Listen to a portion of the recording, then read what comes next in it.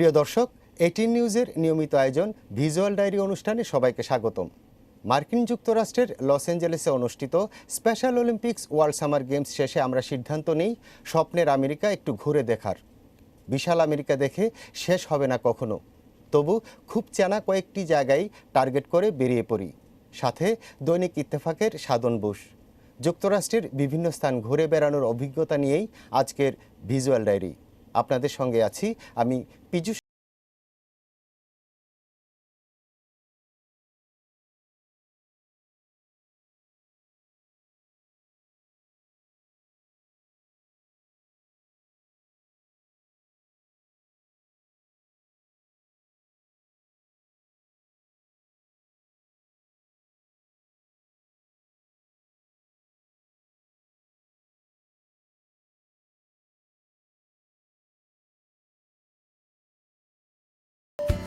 বুদ্ধি প্রতিবন্ধীদের world summer game শেষ হয় 2 আগস্ট। বাংলাদেশি কমিউনিটির জনপ্রিয় ব্যক্তিত্ব বাচ্চু ভাই তার গাড়িতে করে ঘুরিয়ে দেখাবেন বলে আমাদের হোটেলে আসেন।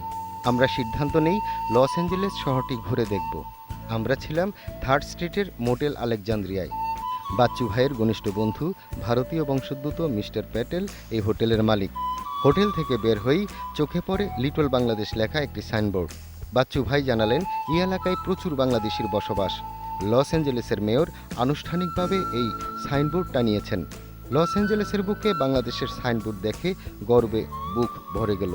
এর পাশেই রয়েছে বাংলাদেশিদের বিভিন্ন দোকান, রয়েছে দেশি restaurant, Aladdin sweets and restaurant, super mall সহ বিভিন্ন শপ। হলিউড হিলে যাবার পথেও রয়েছে লিটল বাংলাদেশের সাইনবোর্ড। আমি এখন দাঁড়িয়ে আছি হলিউড হিলে। লস অ্যাঞ্জেলেসের এই হলিউড সিটি থেকেই বিশ্বের যত নামি দামি ছবি প্রদর্শিত হয়ে থাকে এবং তৈরি হয়ে থাকে। পৃথিবীর সব দেশই এই হলিউডের ছবি প্রদর্শিত হয়ে থাকে। দর্শক, আমি আজ হলিউড সিটির বিভিন্ন স্থাপনাগুলি আপনাদের ঘুরে ঘুরে দেখাবো।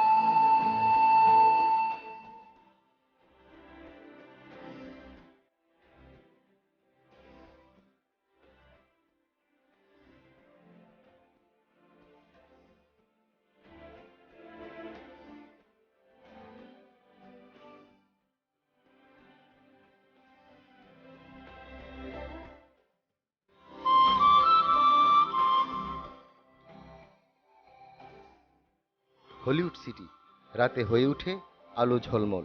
রং বেরং সাজসেজে অনেকেই রাস্তার পাশের লোকজনদের দৃষ্টি আকর্ষণ করে, আর তাদের সাথে ছবি তুললে দিতে হয় $2 করে।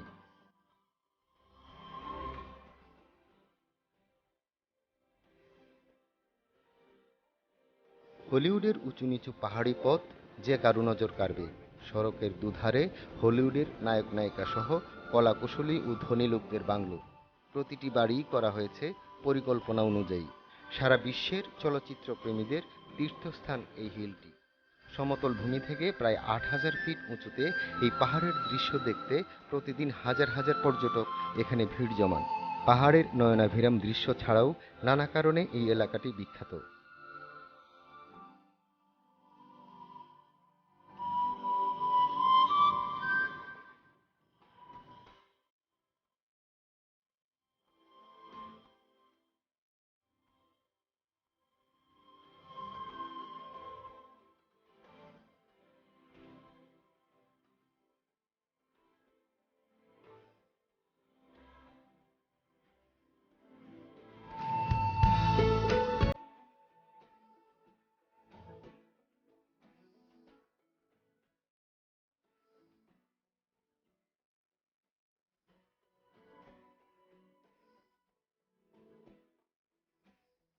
4 আগস্ট বিকেলে আমরা রওনা দিই নিউ ইয়র্কের উদ্দেশ্যে।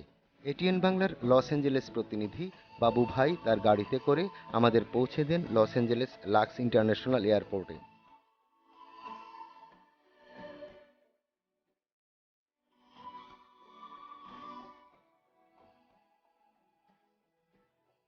নিউ ইয়র্কের জন এফ কেনেডি এয়ারপোর্টে আমাদের স্বাগত জানালেন সাধন বোসের আত্মীয় ডাক্তার প্রলয় পাল ও তার পরিবার। আমরা উঠলাম তার কুইন্সের ফরেস্ট হিলের বাড়িতে।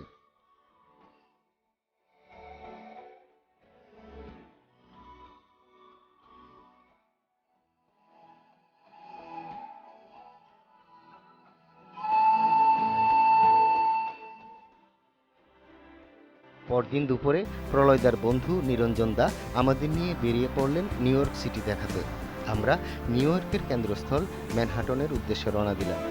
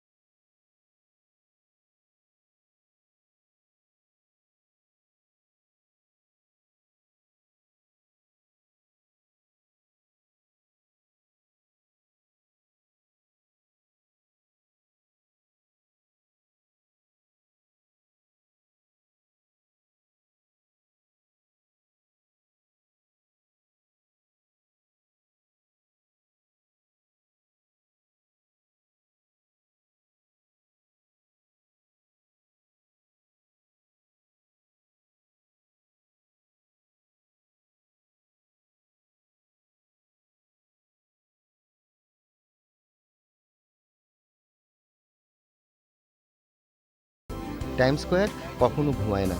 ম্যানহাটনে গাড়ি পার্ক করার জায়গা পাওয়া ভাগ্যের ব্যাপার, তাই আমাদের গাড়ির ভেতর থেকেই দেখতে হলো টাইম স্কোয়ার।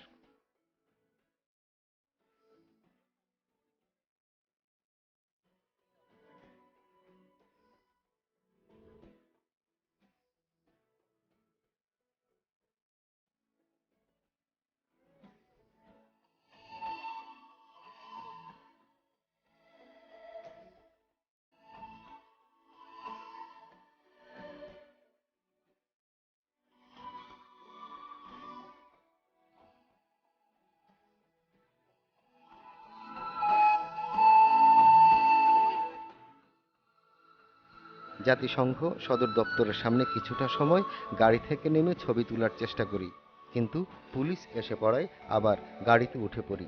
গাড়ির ভেতর থেকেই দেখতে হলো পৃথিবীর অন্যতম বৃহৎ শপিং মল, মেসি সহ নানা স্থাপনা।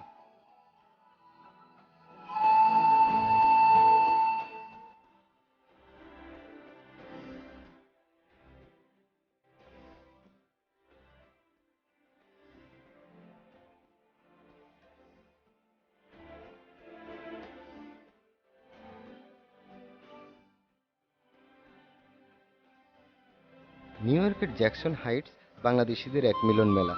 ভিড় ভাড়াক্কা আর রাস্তার পাশের ময়লা দেখলেই বোঝা যায় এক টুকরো বাংলাদেশ যেন। সেখানেই দেখা হলো এটিএন বাংলার প্রতিনিধি আমার দীর্ঘদিনের সহকর্মী দর্পণ কবিরের সাথে। তিনি জানালেন জ্যাকসন হাইটসের প্রায় পুরোটাই বাঙালিদের দখলে। এখানকার অনেক স্থাপনার মালিকও বাংলাদেশিরা। সেখানেই দেখা হলো আমার দীর্ঘদিনের বন্ধু মনীষ, জয়ন্ত আর শহীদের সাথে।